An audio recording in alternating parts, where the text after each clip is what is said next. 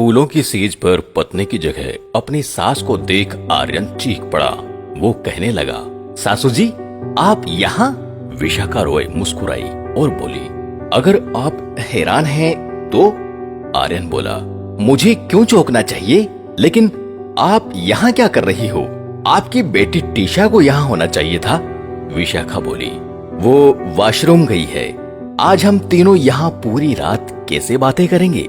टीशा पहले ही वॉशरूम छोड़ चुकी है। आर्यन ने विशाखा रॉय से कहा, आप हमसे पूरी रात बात करना चाहती हैं? आज तो तुम्हारी बेटी टीशा और मेरी फूलों की श्रृंगार की रात है। ये कहकर आर्यन टीशा को देखता है। उसे इशारा करते हुए वो असहज है। टीशा आर्यन को कहती है कि वो अपनी माँ के बारे में एक शब्द भी नहीं सुन सकती। आर्यन ने अपनी सास को संबोधित किया और कहा, आप कल आना, कल हम पूरे दिन खूब बातें करेंगे। इसके अलावा आज हमारी शादी की पहली रात है। इस रात को लेकर हर पति पत्नी के कई सपने होते हैं। बेहतर होगा आज आप चली जाएं। टीशा एक बार आर्यन को देखती है और फिर वो अपनी माँ को देखती है। उसने मन ही मन सोचा उसकी माँ आर्यन से क्या कहे, लेकिन विशाखा रॉय एक टक नजर से आर्यन को देख रही है। आर्यन बोला, देखिए इस घर में कई सारे कमरे हैं, आप किसी भी एक कमरे में जाकर सो जाइए। अब विशाखा रॉय को बहुत गुस्सा आ जाता है। वो कहने लगती है, तुम्हारा मतलब है कि मैं यहाँ से चली जाऊं? क्या कोई बेटा अपनी सास से ऐसे बात करता है? जाओ तुम बाहर निकलो, आज रात तुम दूसरे कमरे में सोओगे। आर्यन और टीशा दोनों हैरान हैं। आर्यन बोला, आपका मतलब है कि मैं अपना घर छोड़ दूंगा? विशाखा रॉय कहती है, मैं आज्ञा देती हूँ। आर्यन तूफान की रफ्तार से बाहर चला जाता है। विशाखा रॉय उस लड़की को देखती है और कहती है, तुम ऐसे क्यों देख रही हो?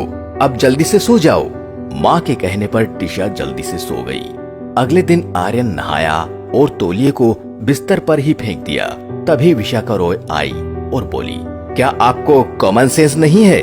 आर्यन बेबसी से देखता है और कहता है, मैंने फिर से ऐसा क्या कर दिया? विशाखा रॉय बोली, क्या आपको मुझे फिर से बताना होगा कि आपने क्या किया है? आपने बिस्तर पर गीला तौलिया क्यों रखा है? पता नहीं, ये खराब शिष्टाचार है। आर्यन बोला, ठीक है बा, मैं इसे सूखने दूंगा, तब तो शांत हो जाओगी। विशाखा बोली, मैं शांत हो जाऊंगी? मैं क्या देख रही हूँ? मैंने मेरी लड़की की शादी इस घर में ऐसे लड़के से की जो अपनी सास से ठीक से बात भी नहीं कर सकता।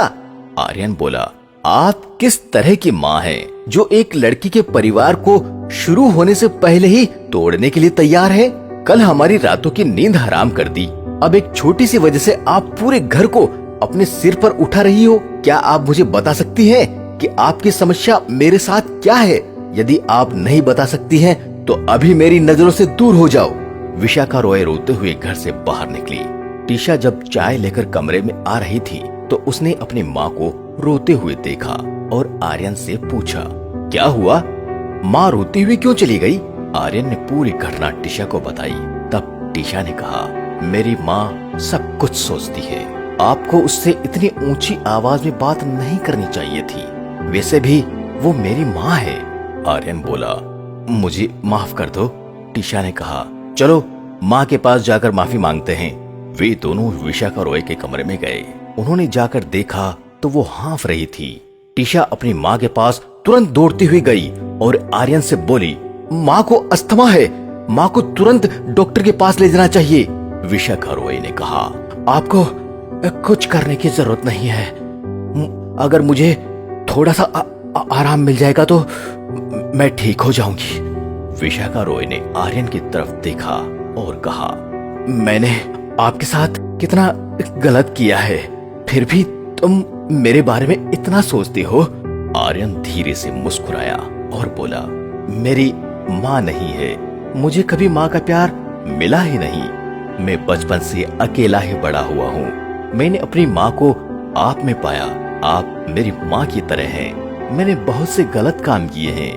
मैं माफी चाहता हूँ। विशाखा रॉय हल्के से मुस्कुराई और आर्यन के सिर पर हाथ रखा। ये देखकर टीशा ने राहत की सांस ली।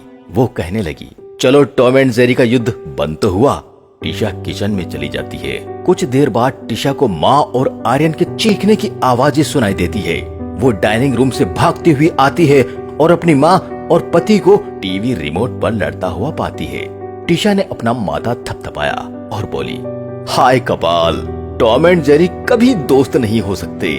परिवार साथ रहने का नाम है, और अगर वे एक साथ हैं तो कोई हत्या या गलतफहमी हो सकती है। ये सामान्य है।